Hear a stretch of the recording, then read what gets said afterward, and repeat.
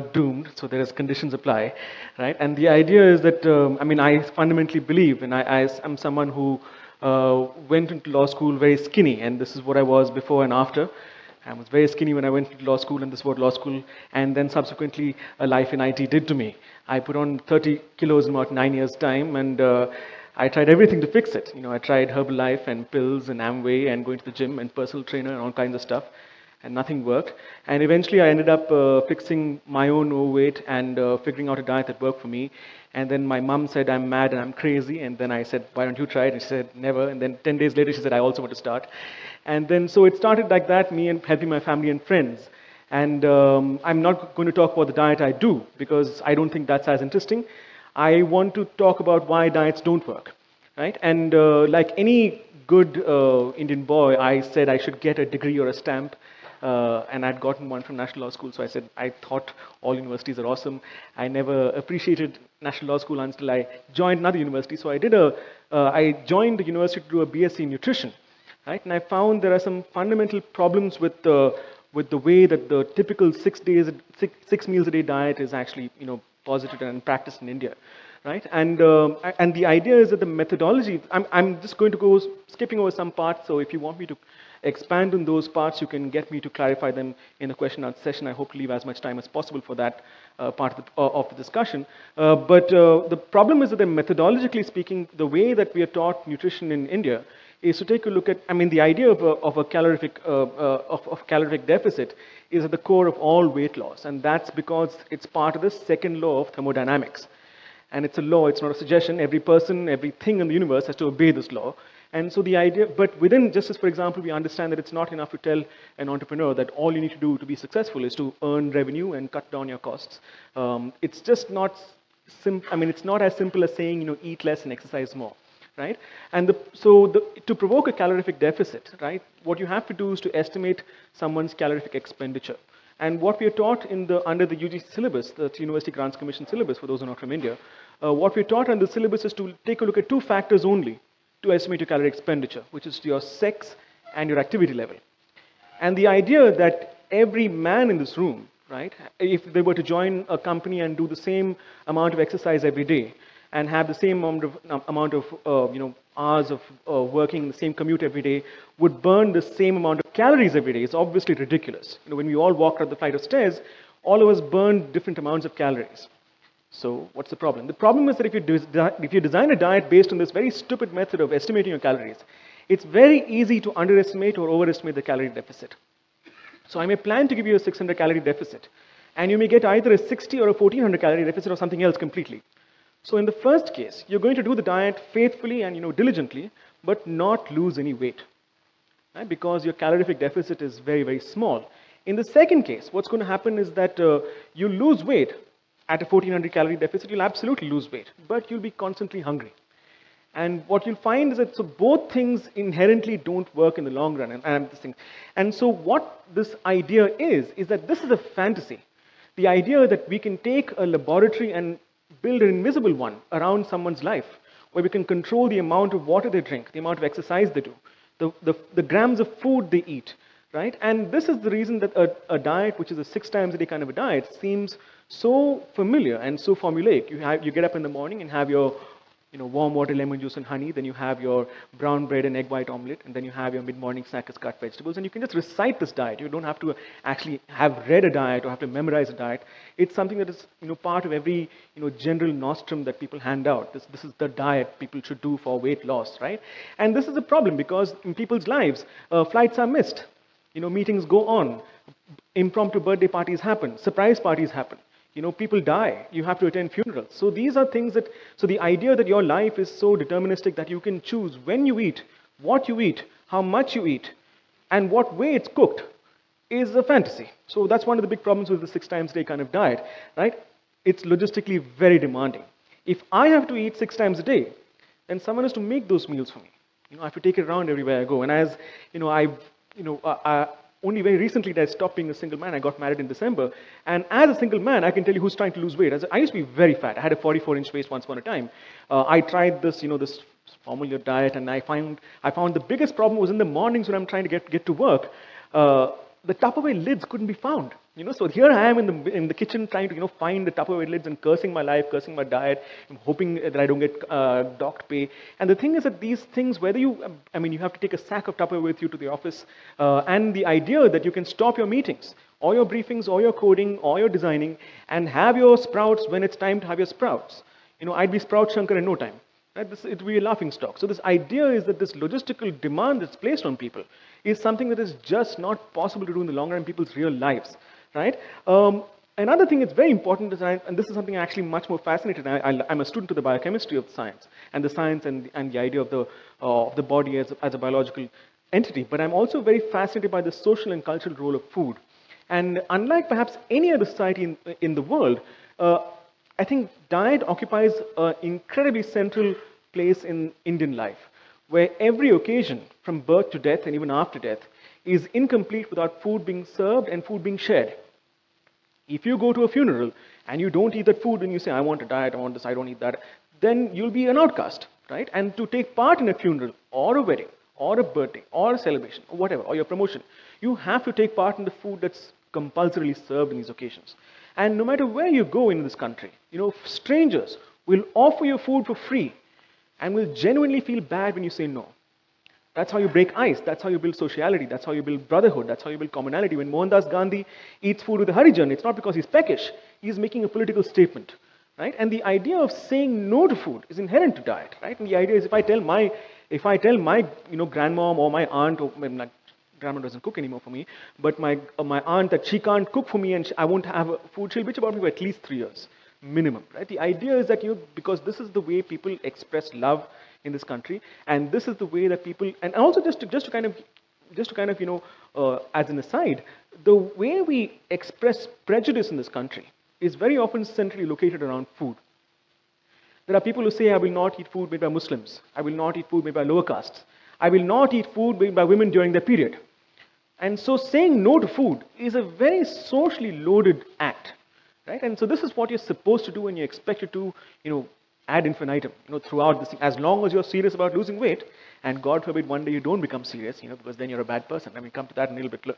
So this is another more problem with the diet, is that it's very difficult in this society to accurately count your calories, because unlike in the West, where you can go to a Tesco's or a Sainsbury's or a Walmart and pick up a meal tray or a TV dinner, and the benefit, of course, in the weight loss perspective is that you know exactly how many calories you're getting. It's written on the box. Food in India is made fresh almost always and typically eaten in a family setting or in a group setting, right? So I may take some food depending on my appetite or my hunger, or my appetite, how my likes and dislikes, or my willingness to eat. I may leave some food behind, right? And so it's, even for dietitians themselves, it becomes extremely difficult to tell how many calories they're eating in their food, right? So calorie counting. Another problem is that when I was actually guiding people, I would earlier tell people to use MyFitnessPal, and I found it's actually a net negative, because, and I think there are speakers who will talk about calorie counting and how important it is, and I'm very fascinated to understand that aspect of diet and exercise, because I believe that calorie counting in India is extremely difficult. Right? If you don't have, most of the food is not labeled, so how do you count your calories? So it becomes a difficult thing to do, right? One big problem with diet is that your desire to lose weight or to look good or to, fit into your clothes before your marriage or whatever may be very strong, but it eventually comes face to face with hunger. And hunger is the ultimate ruler of all human instinct. Every animal, forget all humans, so every animal from an ant to a blue whale is ultimately ruled by hunger, right? So what happens is that as you lose weight, your rate of weight loss will decrease, and your hunger will increase, your frustration will increase, and your irritation with the diet will increase, and your friends will, of course, praise you for losing weight. And that's happened, it happened to me. It's going to happen to everyone who loses weight. It's, wow, man, you're looking great, you're looking fantastic, your clothes are hanging off you, be careful, your pants don't fall off. And then they'll say, today is my birthday, or today is your birthday, today is my son's birthday, today my son's got married, today you have to have this food. And if someone is giving you food that they've made with love for free, that you like, right, that you haven't had for 3 months, and you're always hungry, right, then you're going to break. You're going to have that thing. Yeah, what's the point of life? If I can now afford to eat good biryani, and I'm not eating biryani, then why did I study? Why did I work? Why did I slog? Why did I put in so many hours? What is the point of life? And I'm very clear about this. The point of life is not to diet. The point of a diet is to be an effective component of life, right? And so what happens is that you'll break the diet. And if you break the diet, say, you know what, I've had the gulab jamun, I might as well have the rasmalai. I've had the rasmalai and the gulab jamun, okay, fine, I'll start on Monday. And if I'm going to start on Monday, and today's a Saturday, then on Sunday, I'll eat as if it's my last day alive. And I'll have, the pulao, and I'll have the, puri and the halwa and stuff. And so what happens is that it never really starts on Monday, it starts on Wednesday. And I know because I did all of this. I did all of this. This is entirely my story as well, right? And so this method of looking at overweight, and of course this is the way you reward yourself, the way you relieve yourself with food, is actually very, very flawed in this country. It doesn't work. So this calorie-based model of dieting, I think, really doesn't work in this country. What's worse? What's worse than this terrible thing that doesn't work, that puts people through torture? Morals. And I know you guys are thinking, what is morals? Perhaps some of you are thinking, like, what does morals have to do with diet and this thing? But just bear with me. If you take the example of a girl around 12 or 13, at that time, she will start to deposit fat on her hips and chest, which you call breasts. It's completely normal, very mundane. Every other person on the planet has that happen to them. If that doesn't happen on time, we start to worry. Is she okay? I hope she's not dieting. Maybe she's, she's eating properly. Is she getting enough nutrition? And when it does happen, we heave a sigh of relief and we say, okay, fine, all is well. Kudrat ka karishma. Like we say, but that same girl, when she grows up and gets married and has a couple of kids and can't lose weight after that, then we say something very different to her. And I'm talking of examples from my own social circle and my own family, from the so-called progressive state of Kerala, who've been told, that if you don't take care of yourself, who's going to take care of your family? If you don't maintain yourself, how will your daughter learn how to maintain herself? And this is, of course, a double whammy. And one of my cousins was told, in a very typically Mallu fashion, you're taking your husband for granted. He's still very dashing, right? The idea is that, and this is something that is, it's very, very true that sometimes men face it, but it's almost uniformly something that all women face, the idea that you're supposed to maintain a certain level of attractiveness as you go on, as you proceed in life, right?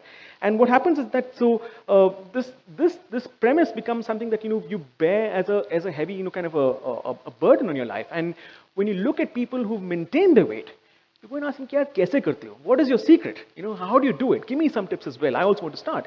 And in general, you think of them as being responsible. They must have made the right choices in life. They must be investing properly. I'm sure the kids go to good schools, right?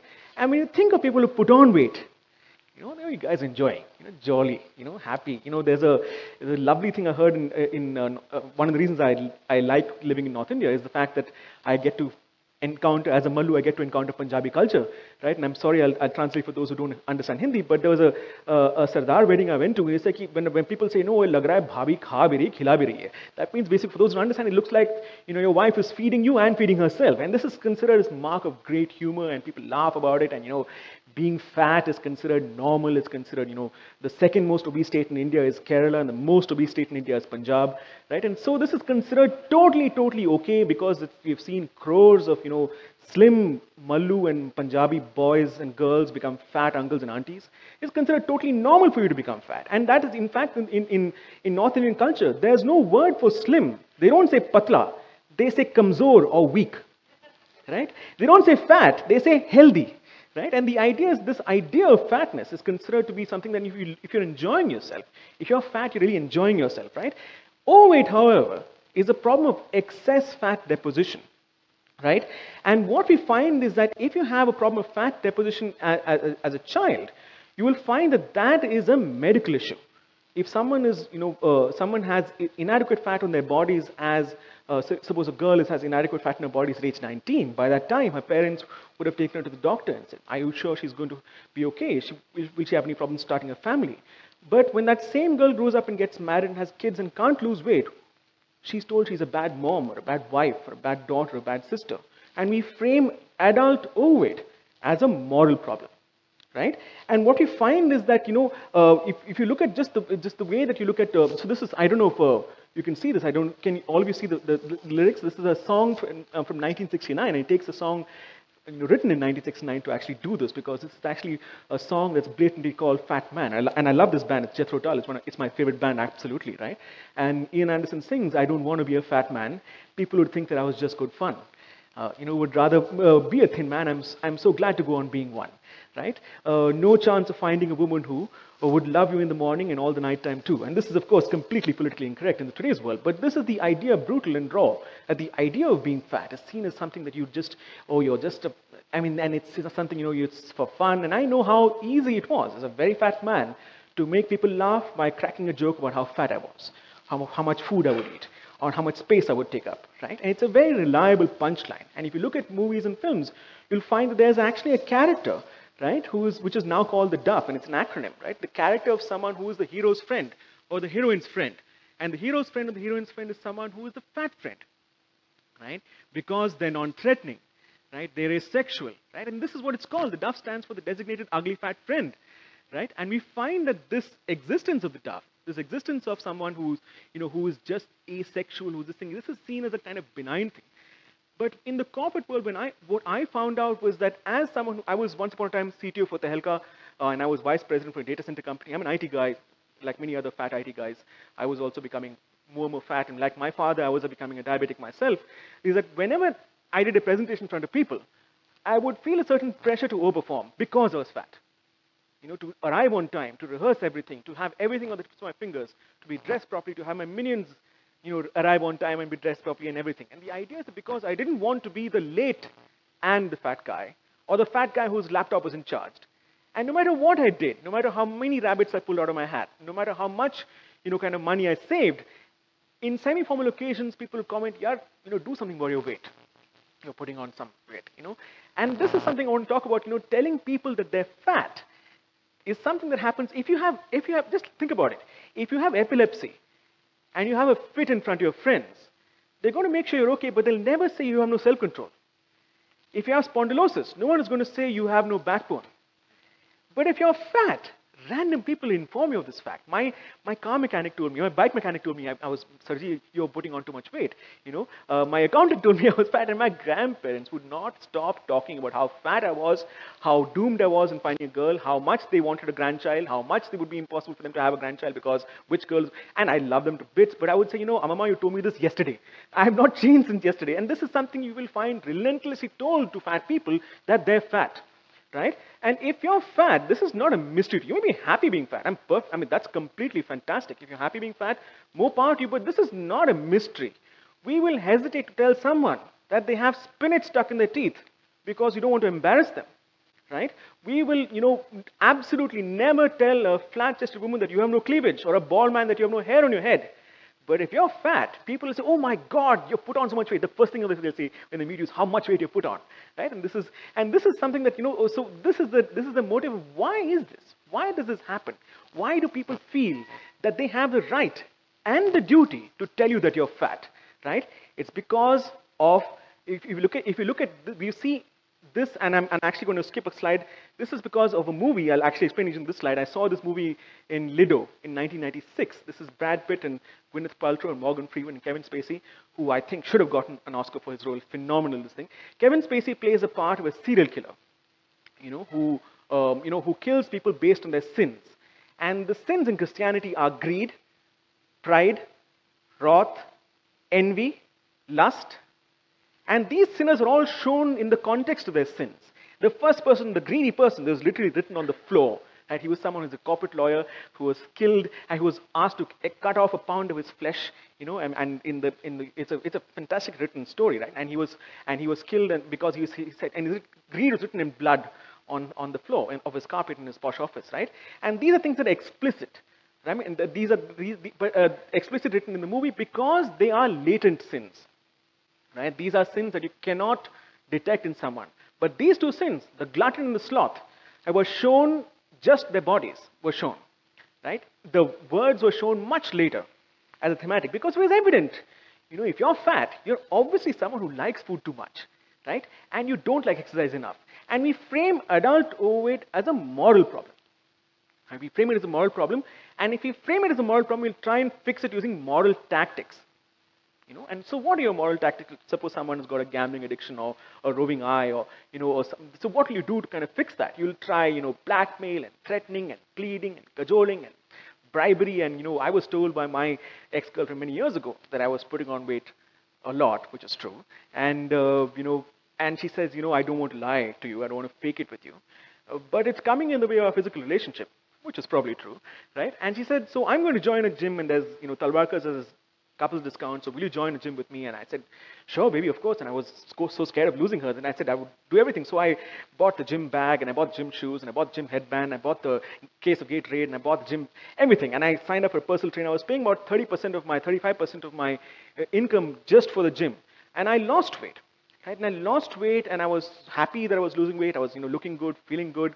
I had to travel and work outside Delhi for about 10 days. And in those 10 days, I put on, nearly 25% of the weight I had lost. So my fear of losing my girlfriend, it morphed into rage and frustration and anger. And I said, what you see is what you get. What you see is what you get. If you want to be with me, be with me. So the point I'm trying to make is that these methods of telling someone that they're fat, right? That this thing that, if you do this, if you do this, and if you lose this much weight, I'll buy you this, or I'll get you this, or we'll go there, then these are things that are pervasive and useless. They don't work, right? They're both pervasive and they're useless, right?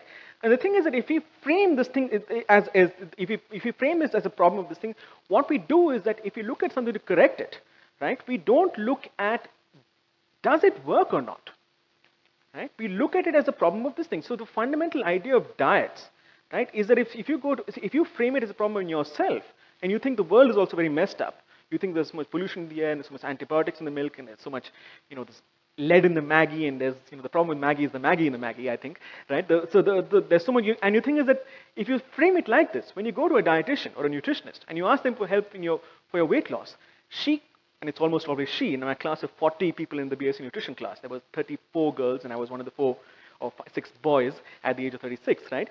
She cannot fix your morals, and she can't fix the world you live in, right? So fundamentally, when diets don't work, people blame themselves. They go to elaborate lengths to say, oh, that day I had that cupcake. My God, shouldn't have had the cupcake, right? You feel guilty about having the cupcake. And you say, oh my God, maybe I should switch from yoga to Pilates, or from Pilates to yoga. Maybe I should get organic food. Should I switch to brown sugar? Maybe there's something wrong with my oil. And you think maybe I should switch to whole wheat, or maybe, can I afford quinoa? Do I need 2 kidneys? These are the questions people ask, right? And these are things that people will go to elaborate lengths to find the problem in themselves and in the world that they live in, right? And the thing is that this means fundamentally that diets don't need to work, right? Diets don't need, not only not to work, they don't need to have any logic, because people shut their minds and just do diets. Because their friend's doing a diet, or because it's there in a posh magazine, or because someone's saying, you're going to die if you don't lose weight. So my God, let me just do a diet.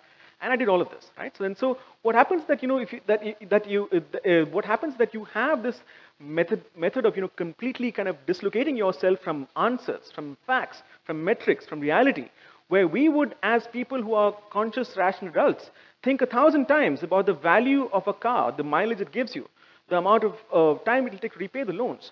But we will keep on doing diet after diet after diet after diet, and think of yourself as the failure, right? This is what allows people to get away with doing things like if you framing the problem inside you in invisible and completely fictitious terms, and telling you that you have toxins inside your body, and that if you buy this detox drink, or this herbal cleanse, right, this might cure you of your problems. And of course, you would never ask, I have no objections personally to anyone who's selling detox drinks or herbal cleanses, but if you go and ask them, what is the name of this toxin that you're taking out of my body? Where is it coming from? What is the lethal dose of this toxin? Can I do a biopsy or a blood test for this toxin? Your competitor is selling this detox drink as well. How do I know yours doesn't work and his works, or whoever, right? And how come your aloe vera, or your beetroot, or your pink ginger, or your manuka honey, or your baby spinach, or anything can be detox drink again, right? How come that can take out this toxin, but my liver and kidneys can't? The basic due diligence that you would do before renting property, or marrying someone, or sharing a room with someone, or even sharing a train compartment with someone, you would do your due diligence to understand what is it you're getting into. But when you don't do this, you can be sold a complete lie that these toxins exist. And because you think you need to invest in yourself, you're willing to pay a heavy price or a heavy sum to detoxify yourself. And just like there are people who believe that my daughter is possessed by demons, and I need to go to the priest, or I need to go to the temple, and I need to do this prayer, or I need to get darshan, And then there are people who believe that, boss, I am, I have demons inside me. And people who genuinely believe that they have been exorcised, right? These are things you do in faith. And there are people who believe that not only but my entire family's sins will be washed away if only I sleep with Babaji. And Babaji is like, yo, this is the best thing, this is news for Babaji, right? And the idea is these are things you do in faith. When you do these things in faith, what you do is you locate the problem in yourself. You keep on finding problems in yourself, and you keep on going from solution to solution to solution to solution, right? There's always some superfood around the corner. Very few out here, I would bet, because I talk about this a lot, and I'm fascinated with the idea of food, would have heard of something called alfalfa sprouts. At one point in time, alfalfa sprouts was synonymous with the idea of health. Right? I have a chef client of mine who told me that we used to actually, when he was studying, food and hotel management and hospitality in the US, they would put alfalfa sprouts on the top of pizzas because that would just make a pizza healthy, right? If you just put alfalfa sprouts on pizzas, then health gone, health on, right? And so, but the thing is, no one talks about it anymore, not because it's extinct, but because it's unfashionable. We know how difficult it was to get olive oil at one point in time in India, and how easy it is now, and how much of press was focused on olive oil about 5 or 6 or 7 years ago. Saif is getting kebabs made from olive oil in his house, and the idea is, and this changes. There's rice bran oil, and there's once upon a time people are told to switch from ghee to dalda, and now we know that dalda is full of trans fats, and then that you have lots of this inaccurate information. We were told this soya is fantastic for you. Now we know that if you don't cook and prepare it properly, soya can be bad for the thyroid. It can be bad for fertility, right? And so we keep going from food to food to food to food to food, from solution to solution to solution. And what we do is that as we age, we find that we have inability to lose weight with the same exercise that allowed us to lose weight earlier, right? The same foods that we could eat without any problems are now making us fat. Right? So what we do is, because we locate the problem in ourselves, right? What we do is we try and punish ourselves. We try and give up the stuff we like. Because the logic is that if something is delicious, it must be bad for you. And if something is good for you, then it's very understandable. If it's difficult to get, or difficult to make, or difficult to store, or has a poor shelf life, or is very expensive, or is very bad tasting, it's completely understandable. So outside my house in Delhi, there's a very posh store that sells quinoa flour, sold quinoa flour about 2 years ago, at 4,000 rupees a kilogram. That's more expensive than any meat or any cheese. And the idea is, if you're spending 20,000 rupees a month on flour, no one can accuse you of not being serious about your health. No one can accuse you. If you're spending 50,000 rupees a year on a gym membership, you may not go. And if you look at a gym, the business model of a gym is very, very brutal. It has to assume that someone is going to pay upfront for my services, and the majority of people are not going to come to the gym. Right? People will not come to the gym because the act of buying quinoa, the act of getting a gym membership is what you're after. That feeling of, okay, at least I've got a gym membership. At least I've got quinoa. At least I've got this organic thing. At least I've got this, this air fryer. Right? That, whether it has any outcome, whether it has any benefit to you, you don't think about that. Right? And this is inherent. What happens is that, diets can be spread without any link to effectiveness. And here's what I've understood in nutrition science when I was doing a BS in nutrition. I was a bit surprised in the beginning because I thought, boss, they would obviously know a lot more than I did. And I joined and I said, this is fantastic and everything. But wait a second, my obsession was with fat. And these guys are just memorizing the food pyramid and, what is a calorie, and okay, fine, maybe they know something. There are two subjects in the first semester. One is biochemistry, and the other was anatomy, right?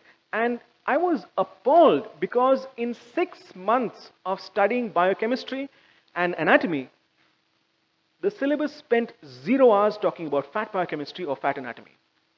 0 hours. So people whose entire lives are going to be dealing with other people's fat are not taught what fat is. What are the different kinds of fat tissue? What are the hormones that affect it? Where do these hormones come from? What happens when the hormones are disordered? Right? What does a fat cell look like? Are there different kinds of fat tissue? Nothing. They're taught in detail about the liver and kidneys, and they would never be given a chance to affect these things. because it's very clear, and I think again, I don't mean this in a personal sense, but when we go to a hospital, this is my personal belief and my observation of, having seen people, having been admitted myself and having seen my fiance go to hospital, and having, seen this happen at a close length, I believe that nutritionists in hospitals are there primarily for compliance purposes. I certainly hope it's not the case everywhere. I certainly hope my hospitals are exceptions and that most other hospitals are wrong. But in my experience, nutritionists are there on staff for compliance purposes. Right? They're not expected to produce results. The ward boys who clean the feces and the urine and the blood and the vomitus and the mucus are expected to produce consistent results and hauled up if they don't produce results. But nutritionists and dietitians are never asked to produce results. Never asked. And no other service profession, right? No other service profession, if you're a designer or a lawyer or a hairdresser, you are required to provide quality results for the price point you quote, but not nutritionists. Right? And this is the fundamental flaw of this thing. We don't have people. This is why you can actually get away, with actually teaching someone such little about something they're going to spend their entire lives on, because they're never expected to produce results. If you don't need someone to actually produce code that works, you don't need to teach him a line of code. You don't need to teach him what code is or what anything is. You just have to make sure that people. And the thing is that and tell me any other profession where people can give you literally hit print out and take a printout and put your name on it and change 19 to 20, 21 to 24 and give that diet to you and to you and to you and to you and to you. No other service profession can you do this. Can you get away with this completely blatant thing where forget about customizing, forget about different people, forget about your different diets or what religion you are or what you like to eat or what your routine is or whether you have a night shift or day shift or whether you're a Tamil or a Punjabi or a Sardar or a Bengali or whatever. Nothing to do with customizing. You did customize the hell out of your hairdo, right? Or your house or your interior this thing or the court case they fight. But they will give you a printout of a meal plan. And you're supposed to follow that meal plan, right? And so if we are fat because of our morals and sins, we expect upon punishment, right? And what we find as we age is that we go in this certain cycle. We binge, and we feel scared. Oh my God, I've got a blood report. I've had to do this blood report because of insurance thing, and I found out I'm pre-diabetic. I'm 26. Why am I pre-diabetic at age 26? I thought I was immortal. And I certainly thought I was immortal when I was 26, right? And so the idea is that, then you say, oh my God, what do? I have to control this, I need to invest in my health, no more late nights, no more this thing. And then you kind of control yourself. And you face the problems of dieting, right? You feel like, you have slow weight loss, your hunger doesn't fade, keeps on coming back, and you feel tempted because your friends will commiserate with you. They say, oh, dieting. Have a little bit, have a little bit. Tomorrow you start dieting. But today you have. I made it for you. I didn't know you're dieting. At least today you finish it. Right? And they'll say, and you're constantly tempted. They're not going to diet because you're dieting, right? In this country, right, people will commit to themselves that they're always going to eat tasty food.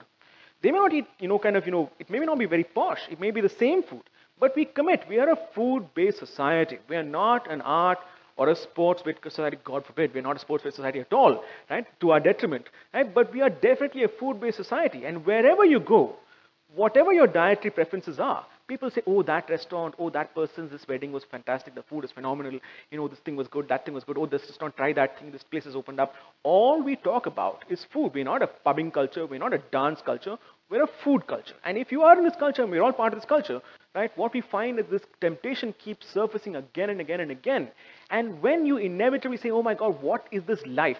If I'm supposed to do this for the rest of my life and at the same time not really lose any weight, then I just, God damn it to hell. And also what happens is that when we are tired, when we are sad, when we are, hungry, when we are, when we're heartbroken, we reach out to food. I have spent many, many, many nights in the arms of Mr. Nutella, right, who is a very kind and generous lover, right, who found that, I found that, things can happen to me, right, but I can always have pizza, right? Things can happen to me, but I can always have Nutella, right? And I have woken up in the morning feeling sick at how much donuts I've eaten, woken up with like some sugar crusted on my face, and I said, oh God, I feel terrible, my mouth feels like a toilet. but there's 3 donuts left. Okay, and you just eat it, and you're like, oh my god, I'm so terrible, right? And then you just eat it, right? And so then you just go in this binge of self-hatred and self-loathing, and you may be very accomplished or very wealthy or very successful in life, but you find that food is the one zone where you keep failing. Your body is the one zone where people can point a finger at you and say, no, all this is okay, but you're still a fatty, right? And they may euphemize it. They may say, oh, you're looking so hot, oh, you're looking so fantastic, doesn't matter, what matters is the real you, right? But this is something that keeps happening. Whether it's euphemized or it's brutally said, your husband's going to leave you. If he cheats on you, then you're to blame as well. If it's said as brutally as that or as euphemized, as a very, very supportive friend, this is something you face throughout your life, right? And you keep on going back in the same circle and you develop a very, very, very negative self-image, right? And so I've kind of tried to keep it short so we can have more time for discussions, right? And so this is what I call the endless cycle of diet, right? And again, so now questions, how does that work? There's a mic that goes around or people just ask?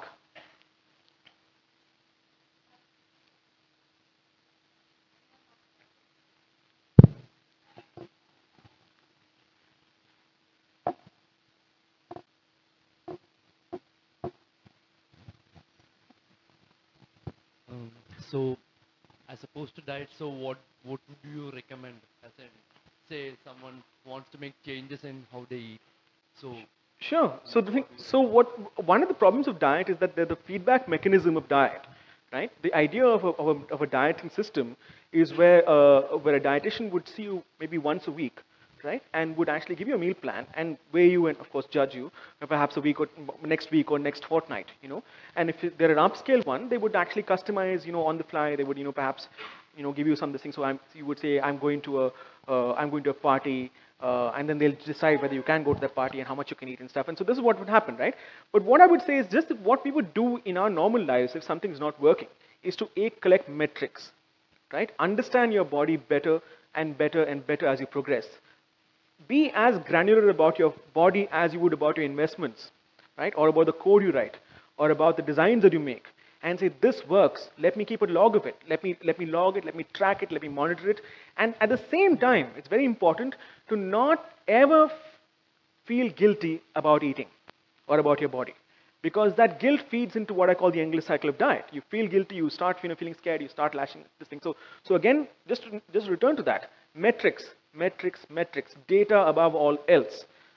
Compassion towards yourself, right? And a willingness to discard tools if they don't work for you, whatever those tools may be. Now, I do a diet myself. It's worked for me so far. There are some people there are some people in this audience who I have guided who the diet doesn't work for, right? No diet works for everyone. Now, the question is that if a tool doesn't work for you, a system doesn't work for you, we should have no religious attachment to that thing. Like we don't have an attachment. If Airtel's got terrible network in your locality, you'll get rid of Airtel. And the idea is we should be very, very, very clinical about getting rid of things that don't work, whatever those things may be. At the same time, continuously reflecting, monitoring, weighing, measuring, with some amount of compassion towards ourselves. That's what I would say as a broader thing, rather than tell do this diet, whatever, or do this system. That's what I think that would work. More questions?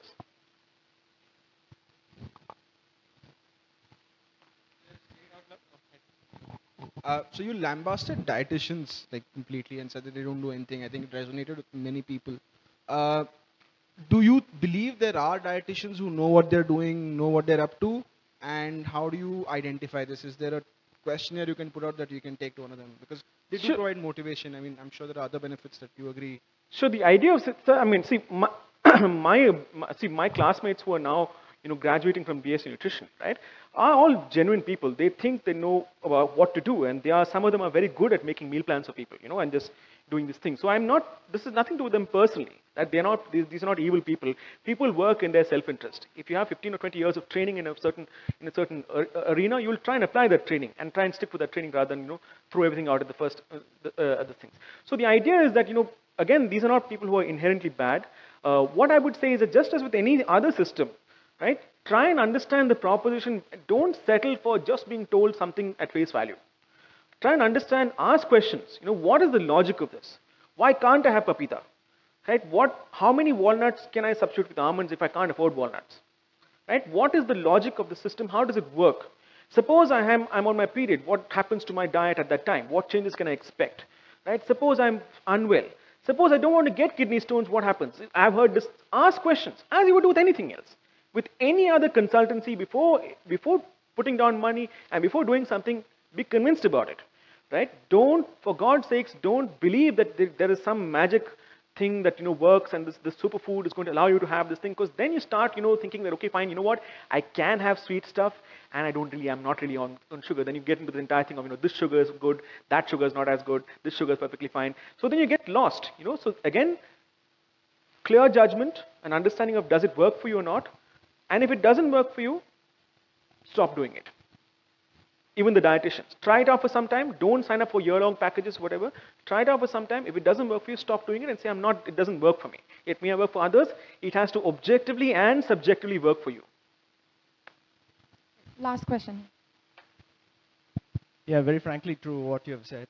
My doubt is, does it have a biochemical background for all the cyclical changes we tend to have? And one more thing I wanted to share is that probably the nutritionists and the doctors, I myself a doctor, are being taught, or the guidelines to be framed again, or the consequences, like how you are willing to ask the diabetologist on what reason they are framing this diet. And do we need to check on the regulations, which are the main reasons, and that is how, based on that, they tell you all these solutions. And the food politics that occurs here is deciding on what we eat and what should be guided as healthy. Okay, many questions. One, food politics. Second, regulations. What do you mean by dietary regulations? No, all the food pyramid, everything is all framed by a society of people. Okay, and the first one is biochemistry. Yes. Absolutely. So I'm a big fan of biochemistry, right? I would wear I heart biochemistry on my t-shirt any day, right? Because I think that's the fundamental, that diet should follow biochemistry, right? And I think that, it's very important to understand, as you say, there is absolutely not only, but I think the more fun thing to talk to a general audience is about the societal and the cultural aspects of diet. But there absolutely is a hard science to, insulin and ghrelin and leptin, all these things, hormones, these are hormones that regulate hunger, appetite, blood sugar, wakefulness, and these are contingent on genetic, your propensity for diabetes. All these things are very important. That's why before you start something, you should actually take metrics and see how those metrics change, right? It's again very important to take a look at, what works societally is, and from a perspective, if I design a diet that, is only eatable by, say, the people who have the least dietary restrictions in India in terms of politics are Christians, right? Because they have absolutely no dietary restrictions at all. I mean, I'm Mallu Hindu, so I'm a Mallu Hindu myself, so we eat everything, right? And the idea is that, so the idea is that if you frame a diet just for those people, then the number of people for whom those diet is automatically out is very large. So you will tend to have diets that are framed for the lowest common denominator, right? Where meat and proteins are kind of optional, kind of sort of okay optional, right? Where you would find that, that it just makes because you don't have to, frame 7 different diets and this thing. You can just frame one base diet and add, say, grudgingly allow somebody to have meat on this thing as well. That's again very interesting, the idea of, being non-vegetarian, right? This is crazy. I mean, people in class teachers would tell me stuff like, try and encourage your clients to become vegetarian because vegetarians are less angry than non-vegetarians. Right? This is this is in class. This is taught to people who are teenagers. This thing, and this is complete nonsense because Hitler was a vegetarian, right? And the Buddha was a non-vegetarian, right? This is complete bunkum. And this is again part of the societal and the politics of non-vegetarianism and protein. I think India is uniquely protein phobic and protein deficient. Right? So we have almost no protein in our diet, much more this thing. The third thing you asked about was how do you actually track, what was the third one?